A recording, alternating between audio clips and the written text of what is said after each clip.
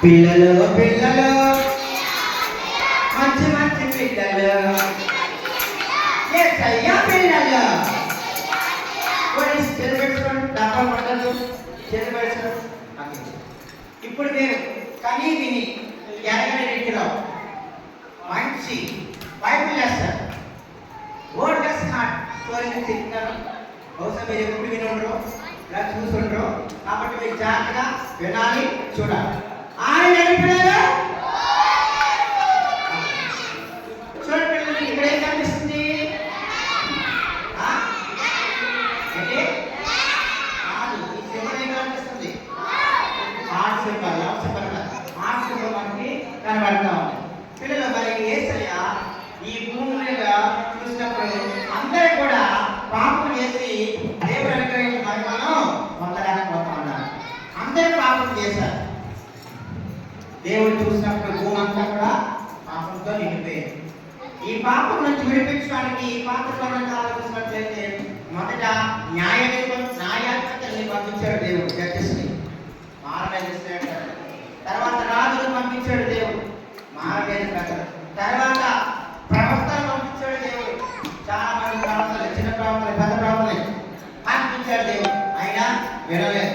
ఆ తర్వాత ప్రపంచంలో పాపం పెరిగిపోతా ఉంది. పిల్లలు, ఎప్పుడైతే పాపం పెరిగిపోతా ఉందో, లోకం చెడిపోతా ఉందో, ఈ లోకాన్ని పాపం నుండి విడిపించడానికి, మరి ముఖ్యంగా మీరంటే ఎవరిస్తుంది పాపంలో పడిపోకుండా, సాతాను చేతిలో నలిగిపోకుండా రక్షించడానికి తండ్రి అయినటువంటి యెహోవా తన ప్రియకుమారుడైనటువంటి యేసయ్యను ఈ భూమి మీద పంపించారు. మీ అందరూ తెలుసు. కన్యకైన మరియ గర్భాన జన్మించి 33 సంవత్సరాలు ఆయన భూమి పైన పెరిగి 3.5 సంవత్సరాలు గొప్ప పరిచర్య చేసి నీ కొరకు నా కొరకు ఈ లోకంలో ఉన్నటువంటి ప్రజలందరి కొరకు పాపములను విడిపించడానికి తన రక్తాన్ని చిందించడానికి అందరికీ తెలుసుకున్నారు.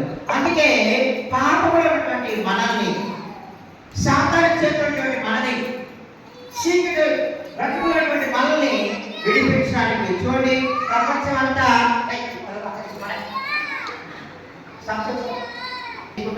ఏర్పడతావా ఏర్పడిపోయింది. ఓకే, సాతానికి గుర్తుగా మనకి కనబడతా ఉంది. ఇదిగో ఈ ప్రపంచం అంతా కూడా ఈ ముసుగేసినటువంటి రూపంలో సాతాను చేతులు పడిపోయి నాశనం అయిపోతుంది. వారిని రక్షించడానికి యేసయ్య భూమి మీద జన్మించి నీ కొరకు నా కొరకు తన ప్రాణాన్ని చిందించి, ఆయన రక్తాన్ని చిందించి, ఆయన నీ కొరకు నా కొరకు ఆయన రక్తాన్ని చిందించి శిలువలో చనిపోయారు. ఇదిగో ఈ ఎవరంటే యేసయ్య శిలువకు గుర్తుగా మనకు కనిపిస్తా ఉంది. యేసయ్య రక్తానికి సాదృశ్యంగా మనకి కనబడతా ఉంది. ఎవరైతే యేసయ్య రక్తంలో కడగబడతారో, ఎవరైతే లోకములో పాపములో పడిపోయి నాశనం అయిపోయి వారి జీవితాలను పాడు చేసుకుంటున్నారో, సాతాను చేతిలో నుంచి విడిపించడానికి తన రక్తం చేత ఎవరైతే కడగబడతారో వారు పవిత్రుడిగా తీర్చబడతారు. యేసుక్రీస్తు రక్తము ప్రతి పాపము నుండి మనల్ని పవిత్రుడిగా చేయనటువంటి లేఖన భాగాన్ని మనం చూసినట్లయితే ఇదిగో ఇక్కడ పరిశుద్ధాత్మ దేవుడు మనందరి పాపాలని శుద్ధీకరించారు. ఫస్ట్ చూస్తారు మీరు, సాతాను లోకంలో పడిపోయినటువంటి మనల్ని యేసే రక్తం ద్వారా ఆయన మనల్ని పవిత్రులుగా చేశారు. ఇదిగో ఇక్కడ అలాగే ఎవరైతే యేసే రక్తంలో కడగబడతారో వారు పరిశుద్ధులుగా ఉంటారు. పిల్లలు, ఇదిగో ఇలాగా పరిశుద్ధాత్మ దేవుడు మనకి ఎప్పుడు హెల్ప్ చేస్తా ఉంటారు అనమాట.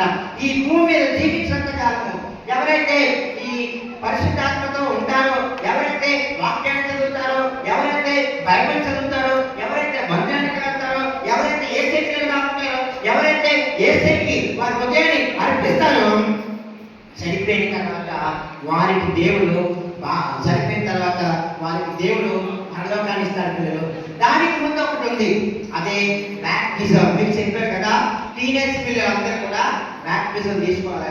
యేసే రక్తము ద్వారా పాపం ఉన్నటువంటి మనిషిని యేసే రక్తము ద్వారా కడగబడి పవిత్రులు అయిన తర్వాత, టీనేజ్ వచ్చిన తర్వాత యేసే సొంత రక్షకుడిగా తెలుసుకున్న తర్వాత ప్రతి ఒక్కరూ పరలోక రాజ్యం చేరాలంటే తండ్రి యొక్క కుమారుని యొక్క పరిశుద్ధాత్మ నామములో నీటి బాప్తిసం ద్వారా వారు రక్షించబడాలి.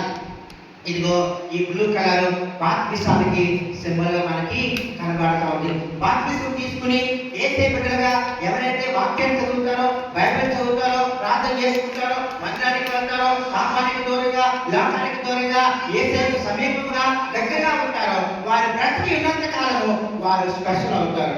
దేరా స్పెషల్ పర్సన్ గా ఉంటారు. వారు చనిపోయిన తర్వాత వారి కొరకు మన దేవుడైనటువంటి యేసయ్య పరలోక రాజ్యం ఇస్తారు. పిల్లలు, ఇదిగో ఇల్లు కలర్ పరలోకానికి గుర్తుగా మనకి కనిపిస్తుంది. మరి పరిశుద్ధ గ్రంథంలో, ప్రకటన గ్రంథంలో, ఇంకా మిగతా పుస్తకాల్లో కూడా పరలోక రాజ్యం గురించి గొప్పగా రాయబడిన పిల్లలు. పరలోక రాజ్యంలో బంగారు వీధులు ఉంటాయంట, బంగారు సింహాసాలు ఉంటాయంట. ఎవరైతే నీతి కిరీటాలు మనకు అక్కడ ఉంటాయి, జీవ కిరీటాలు మనకు ఉంటాయి. మంచి మంచి కిరీటాలు నువ్వు చేసే ప్రార్థన బట్టి, నువ్వు చేసే మంచి ప్రవర్తన బట్టి, నువ్వు నడిచే విధానం బట్టి నీకు పరలోక రాజ్యంలో గెలుచుకొనిస్తాడు దేవుడు. ఇది చూసారా పరలోక రాజ్యం. పరలోక రాజ్యము ఎప్పుడు కూడా ఆనందంగా ఉంటుంది, సంతోషంగా ఉంటుంది. అక్కడ ఆకలి ఉండదు, అక్కడ డబ్బు ఉండదు, అక్కడ ఏడుపు ఉండదు. మరి ఏముంటుంది అంటే ఎప్పుడు కూడా ఆయన్ని స్తుతించడమే. అందుకే లాస్ట్ మనకు కనబడుతూ ఉంది గ్రీన్. గ్రీన్ దేనికి గుర్తు అంటే పచ్చదనానికి, లేకపోతే ఆనందానికి గుర్తుగా కనబడుతుంది. చూసారా ఇక్కడ చక్కగా హ్యాపీనెస్. ఫర్ ఎగ్జాంపుల్ ఇది సమ్మర్ అయితే కదా, ఎండాకాలం మామిడి చెట్టు ఉందనుకో, దాని కాయ ఉంటే మనం ఏం చేసుకుంటాం, కోసుకుని చక్కగా తింటాం. కాయ లేకపోతే ఆ చెట్టు మనకి ఉపయోగపడదు. మనం ఈ భూమి మీద ఉన్నప్పుడు మనలో కొన్ని ఫలాలు దేవుడు ఇచ్చాడు. ఆత్మీ ఫలాలు తొమ్మిది మనకు తెలుసు. అందులో ఏదో ఫలాన్ని మనం కలిగి ఉండాలి. దేవుని కొరకు బ్రతకాలి, యేసయ్య కొరకు బ్రతకాలి. యేసయ్య కొరకు ఎవరైతే జీవిస్తారో there are special persons in the world. వారు ప్రపంచంలోనే ప్రత్యేకించబడిన వారు. నీ ఇంటిలో కావచ్చు, నీ ఇంటిలో నువ్వు స్పెషల్, నీ సంఘములో నువ్వు స్పెషల్, నీ గ్రామంలో నువ్వు స్పెషల్. ఎప్పుడో తెలుసా, నువ్వు పాపంలో ఉన్నటువంటి నీవు యేసయ్య రక్తము ద్వారా కడగబడి, పరిశుద్ధపరచబడి, బాప్తిసం తీసుకుని పరిశుద్ధంగా నువ్వు జీవించినప్పుడు, నువ్వు చనిపోయిన తర్వాత నీ కొరకు పరలోక రాజ్యము ఎదురు చూస్తూ ఉంది. అక్కడ యేసయ్య ఉంటారు, యేసయ్య పాటు నువ్వు కూడా హ్యాపీగా ఉంటావు. ఆ పరలోక రాజ్యం నీకు కావాలని ఇష్టపడతా ఉన్నావా? ఆ పరలోక రాజ్యంలో నువ్వు చాలా ఇష్టపడతా ఉన్నావా? నీకు పరలోక రాజ్యం చాలంటే ఇప్పుడే నీ రోజులోనికి యేసయ్యను ఆహారం, అటువంటి కృప, అటువంటి దీవెన మనకు దేవుడు అనుగ్రహించును గాక. ఆమేన్. మోకాళ్ళు వేయించి ప్రార్థన చేద్దాం. థాంక్యూ.